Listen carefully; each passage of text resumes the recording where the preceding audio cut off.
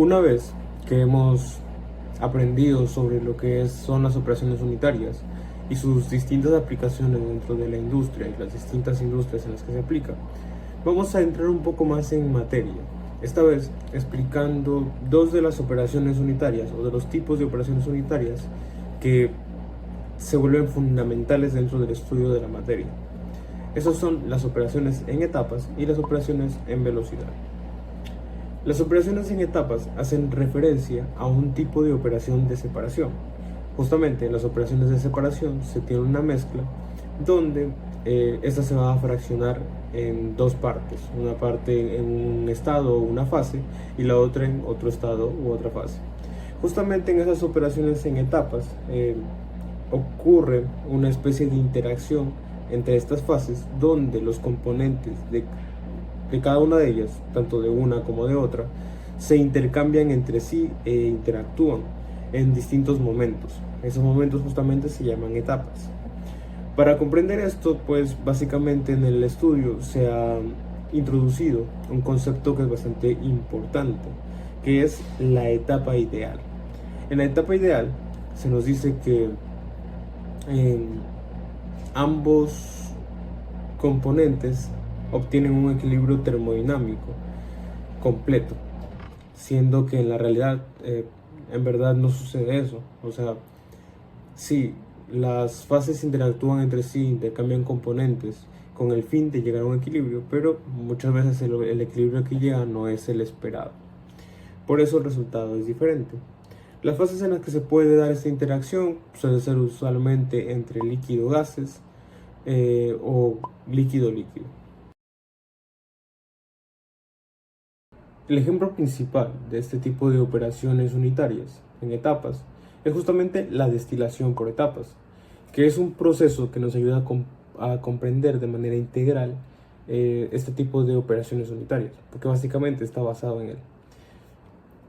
La destilación, como mencioné al inicio, es un tipo de operación de separación donde se va a fragmentar o a fraccionar una mezcla en dos partes en base a su diferencia de volatilidades. ¿Qué significa esto? La diferencia de volatilidades es la facilidad con que una fase pasa a vapor. Entonces vamos a tener una fase que se evapore y otra que se mantenga en líquido o que mantenga su fase sin tanta facilidad como la otra que se va a evaporar. Listo.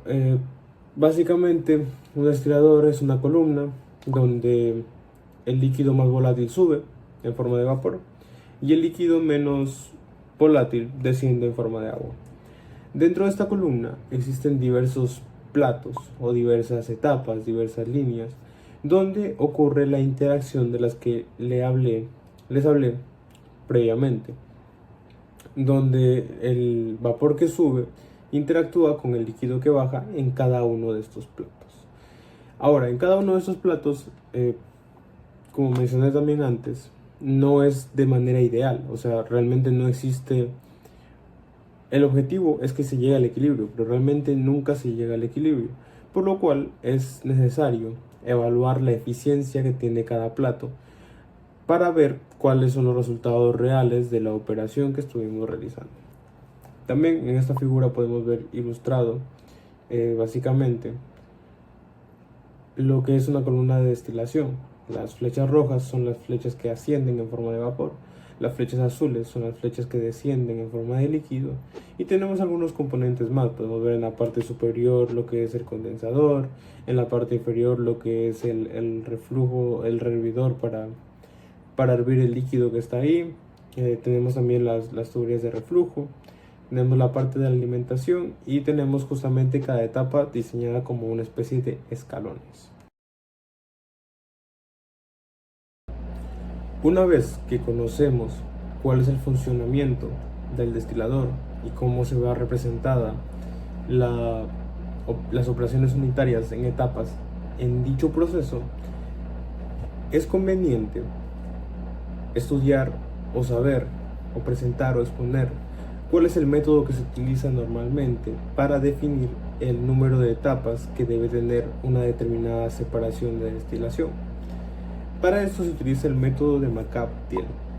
Esta es una explicación, la más básica se podría decir, de lo que ocurre dentro de un proceso de destilación, y se parte de los balances de materia y los equilibrios que existen entre las fases que interactúan dentro del proceso. Esto se realiza mediante un diagrama. En ese diagrama vamos a trazar dos ejes. En el primer eje, que es el eje X, se grafica la fracción molar del componente más volátil en estado líquido. Y en Y se va a realizar, se va a graficar, se va a representar la fracción molar del mismo componente, pero en estado de gas. De hecho, aquí en la figura lo podemos observar. Tenemos bastante bien señalado de un lado lo que es la fracción molar, como les explicaba, del lado de gas, en el lado de la y en el lado líquido, en el lado de las X. También tenemos algunas de las rectas que están trazadas. Tenemos el plato de alimentación, la curva de líquido-vapor.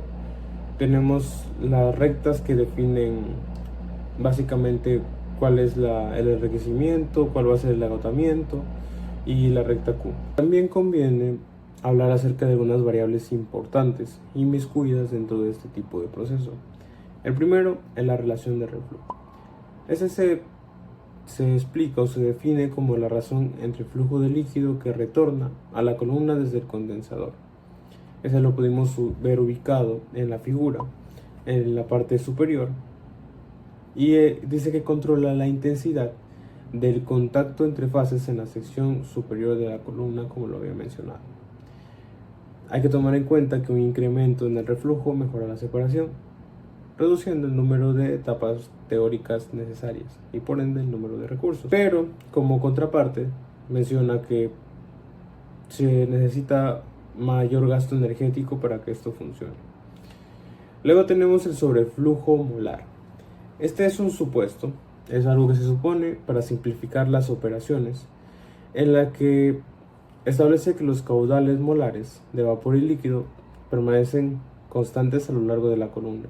Entonces esto permite realizar las operaciones de manera más simple, hacerlo mucho más fácil y que no signifique retrasos dentro de los cálculos.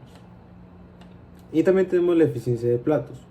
Y como mencioné, esto relaciona el comportamiento real de la columna con el modelo ideal de las etapas teóricas y nos permite comprender cuáles son los resultados reales de cada una de las etapas y del proceso de destilación en general. Tenemos las operaciones en velocidad. Las operaciones en velocidad son el otro tipo. En esta vez también incluyen operaciones de separación. Tenemos lo que es la destilación, pero como mencioné al inicio, con una diferenciación, que la destilación no va a ser por etapas, sino que la destilación va a ser dentro de una columna que va a estar, que va a tener sus platos, pero van a estar empaquetados, donde la interacción de estos dos componentes va a ocurrir de manera constante. También cabe recalcar que aquí la transferencia de masa, porque también incluye la transferencia de masa, ocurre de manera gradual, ya no son como en etapas, ya no sucede una, por así decirlo, sino que ocurre como un proceso entero. Y esto pues introduce introduce lo que son las gradientes. Entonces aquí el método de análisis va a ser diferente, vamos a recurrir hacia diferenciales. Y básicamente los métodos de análisis se fundamentan en lo que es la ley de Fick. Aquí se busca lo que es el gradiente de concentración y nos presenta la siguiente ecuación, en la cual tenemos que Na es igual a K por A por la fuerza impulsora, donde Na es el flujo de masa del componente, K es el coeficiente de transferencia de masa, A es el área interfacial que está disponible y la fuerza impulsora corresponde a la diferencia de concentración que hay entre las bases. Como les mencioné, pues se realizan balances diferenciales, se utilizan lo que son la diferenciación, y mediante esos procesos matemáticos un poquito más complejos se llega a la resolución de las o sea, de lo que sería el proceso y los resultados que quisiera obtener. Algunas de las variables importantes que se introducen dentro de este tipo de operaciones unitarias por velocidad son el coeficiente de transferencia de masa.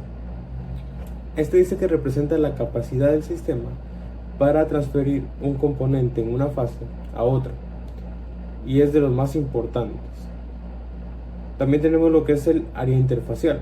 Decimos que corresponde a lo que es la superficie disponible para que haya contacto entre las fases. Recordemos que aquí no existen las etapas, sino que ocurre un empaquetamiento de los platos donde la interacción ocurre sobre una película y se desliza y se ocurre de manera constante. El empaque busca maximizar esta área y mejora la eficiencia del proceso. Y también los gradientes de concentración, que son la fuerza impulsora que les mencioné hace rato. A medida que esta diferencia disminuye, la velocidad de transferencia también se reduce, lo que explica que el proceso tiende a desacelerarse a lo largo del equipo. También tenemos el tiempo de contacto entre las fases, que como mencionamos se realiza en el área interfacial. Esto influye directamente en la cantidad de masa transferida. Un mayor tiempo de interacción permite un intercambio más completo y lo contrario, un menor tiempo tiene un intercambio incompleto.